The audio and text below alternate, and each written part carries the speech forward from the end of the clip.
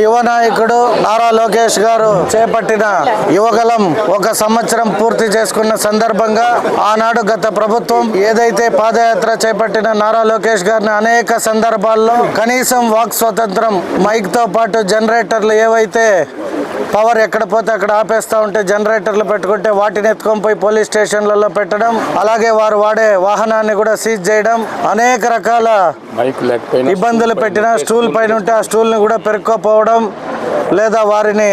అడ్డుకోవడంలో అనేక రకాలుగా గత ప్రభుత్వం ఇబ్బందులకు గురి చేసింది. అయినను తాతకు తగ్గ మనవడుగా, తండ్రికి తగ్గ కొడుకుగా ఈ ఆంధ్ర రాష్ట్ర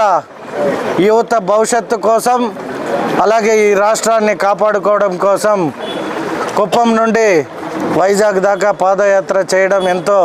సంతోషకరం. వారికి ఆ భగవంతుడు నిండు 100 ఏళ్ళు ఇలాగే ఇంకా ఆరోగ్యాన్ని, అధికారాన్ని ఇవ్వాలని ఆ దేవుణ్ణి కోరుకుంటూ, అలాగే ఈరోజు చిత్తూరు నియోజకవర్గ తెలుగుదేశం పార్టీ కార్యకర్తల నమోదు కార్యక్రమాన్ని మా తెలుగుదేశం నాయకులందరూ 50,000 పూర్తి చేయడం, వారందరినీ కూడా ఈరోజు ఇక్కడికి పిలిచి సన్మానించడం, అలాగే సెలబ్రేట్ చేయడం జరిగింది. ఇలాగే ఇంకా మా కార్యకర్తలు